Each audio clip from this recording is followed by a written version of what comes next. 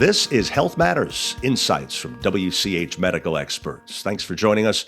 I'm Joey Waller. Our guest is Jen DeVries. She's a primary care nurse practitioner for Wood County Hospital. Hi there, Jen. Welcome. Hello, good morning. Good morning. Great to have you aboard. We appreciate the time. So, first, we're discussing the lesser known aspects of diabetes and also really trying to avoid it if possible. First, when people hear the term, they usually think about blood sugar and insulin related to diabetes. But how important is early detection and intervention, hopefully before someone is diabetic, right? Well, early detection and really prevention of progression of disease is the most important component of good diabetes care management. So, 1 in 3 adults will have prediabetes, and 80% of people don't even know it. So, you can't prevent the progression of disease if you don't first know that you have it. Wow, 1 in 3 people will have it, you say, and 80% don't know it. That's pretty eye popping, no? Yes, and that is why it is so important to be accessing preventative medicine with a primary care provider at least on an annual basis and listening to your body symptoms. A lot of my patients come in and they sort of think the symptoms of fatigue and going to the bathroom more frequently and mood swings, that those are just life or stress, when really they are warning signs that they are in the pre diabetic range. So let's talk about that. First, what are some of those main early or subtle signs of possible diabetes that people often either brush off or maybe normalize, so to speak, as you say? So one of the things is sort of sugar cravings. In that afternoon, you sort of want those carbs or sugars to keep yourself going. What that can be is sort of a post-lunch crash where your blood sugars start to decline. And so your body is used to having that elevated blood sugar. So it sort of wants to feed that machine. Brain fog is another one, poor sleep, um, increased urination, specifically at night. Those are all warning signs and symptoms that you are potentially in the diabetic range. So, Jen, what does being diagnosed as borderline or pre diabetic mean? That's a common term. And how seriously should that be taken by people? Well, it's important to look at diabetes as a spectrum. Okay. So we have not diabetic, pre diabetic, and then diabetes. And in that not diabetic, we have the potential to be diabetic, which leads into that pre diabetes. And at pre diabetes, that is a point where we can make the most impact in a patient's life. So if we make lifestyle modifications there, such as increasing activity, just with small changes like parking at the back of the parking lot and taking more steps in, or taking a 10 to 15-minute walk after lunch, we can lower our blood sugars. And at this stage, we may actually be able to prevent the progression to the formal diagnosis of diabetes. So, this is a critical time where patients can have a lot of impact in their future health trajectory by doing the small things consistently. So, it's not complete overhaul of your life. It's swapping out sugary drinks for water. It's taking extra steps. It is making conscientious choices at this phase that will actually potentially prevent you from progressing to diabetes or at least delay that progression. And that will impact your overall health over time. So, for one thing, you said there, don't necessarily grab the spot right in front of the store. Take a little stroll and get some steps in, right? Yes. It is small changes. Our society focuses so much on, these massive lifestyle overhauls, and those usually are not sustainable. It is the small, consistent choices that we can make every day to move a little bit more, get a little bit higher quality sleep, to reduce our stress, to choose water over sugary beverages, or, you know, cut that piece of cake in half at that birthday celebration, that make really big changes when we're looking at the progression of diabetes. So small, sustainable steps, both literally and figuratively. Let me ask you one more thing about what you just said there regarding that. And that is if you are deemed pre diabetic, it's important to note, isn't it, that you shouldn't take that to mean, well, I can just keep on doing what I'm doing if it's not the right thing because I'm not yet diabetic. Your attitude should be the opposite, right? Quit while you're ahead. Absolutely.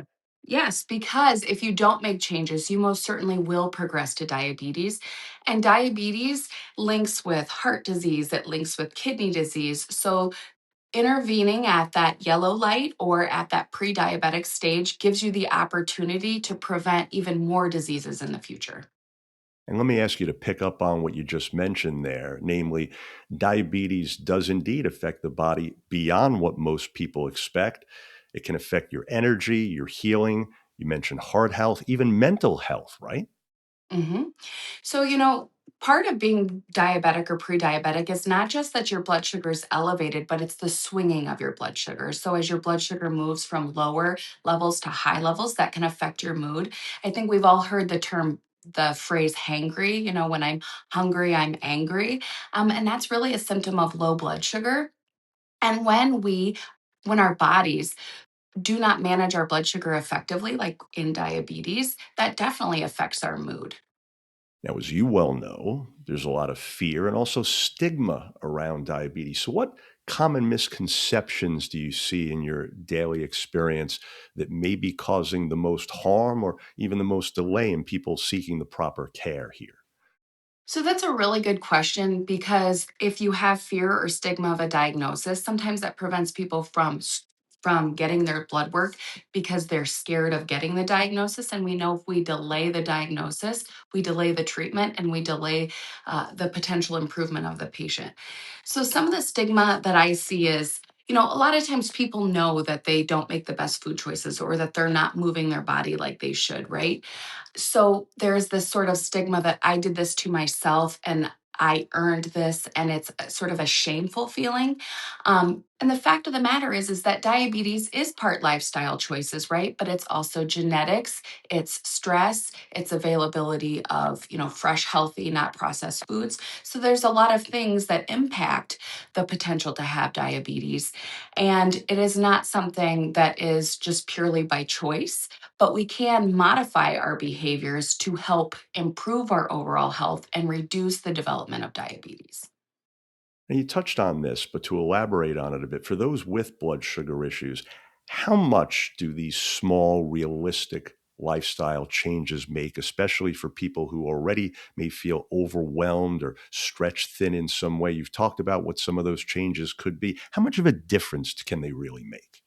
Well, it makes a huge difference. That's one of the reasons why I really like to treat diabetes or prediabetes because when you encourage and people make these small changes, there is huge differences in their blood work. There's huge differences in their weight, in their blood pressure, in the progression of disease. So really, there's so much opportunity in this space when you're in that pre-diabetic phase to improve that if you embrace that, you can really improve your overall health. I see patients all the time when I see them with a pre-diabetic diagnosis and we go through moving our bodies more and making food swaps and maybe sometimes adding medication, maybe not. I usually try to identify three goals, like I'm going to drink more water, I'm going to I like McDonald's 3 times a week, so I'm only going to have it 1 time a week. So just making those small choices really make a huge difference, and the literature supports that as well, that people who make conscientious small decisions over time are far more likely to impact the progression of the disease than somebody who just overhauls their lifestyle, sustains it for 2 weeks, and then reverts back to normal. So, those small progressive changes, that progress, not perfection, is really where overall health maintenance happens. Now, you mentioned this, but what would be one simple, doable step other than taking more steps, which we've covered, that people can take to avoid or at least better manage their diabetes? If they were going to do just one thing, you mentioned food swaps. Maybe there's one in particular that's most doable for a lot of people. So that's a really good question because there's so many. I would say probably increasing your water because if you are dehydrated, that increases your hunger and you're really not hungry, but you're more thirsty. So being very conscientious about increasing your water. Um, Number one, your body will be able to sort out hunger cues from dehydration cues better. And then a close second would be like more volume eating. Instead of eating processed foods like a bag of chips that's 300 calories, eating 300 calories of vegetables is going to be more volume. It's going to provide you with more fiber, more nutrients, and you're going to have a better feeling of being full because it takes up more volume in your stomach versus a small bag of chips. So I would say focusing on water and then volume eating, which really hinges on those non processed whole foods. And the third thing that I recommend to my patients is to shop the outside of the grocery store because it's inside the grocery store in the aisles where the processed foods lie. And those are usually less nutrient dense and more calorie and fat laden. And so if you're shopping the outside, that's where the fruits and the vegetables and your dairy and your meat products lie. And if you stay out of that middle section, you won't be tempted to pick up those chips or those cookies.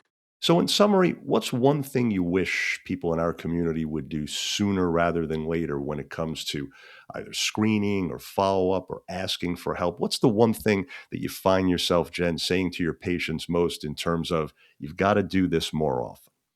I would say visiting your primary care provider once a year is probably the most important thing you can do for health maintenance because they know what the standard of care is. They can order the testing that you need to have done. They can help you intervene early because we need to move from a disease treatment model to a prevention model, and to do that we have to have eyes on things like blood pressure, things like our labs like glucose and hemoglobin A1C, and you just can't have that unless you have that relationship with a good primary care provider.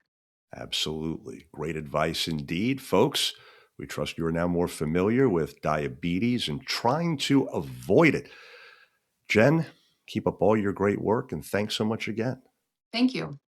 Absolutely. And to make an appointment with Jen, after all, again, she can help you with those food swaps. Anyone who can come up with a food swap for chips, certainly worth seeing. And you can call her at 419 352 9071. If you found this podcast helpful, please do share it on your social media.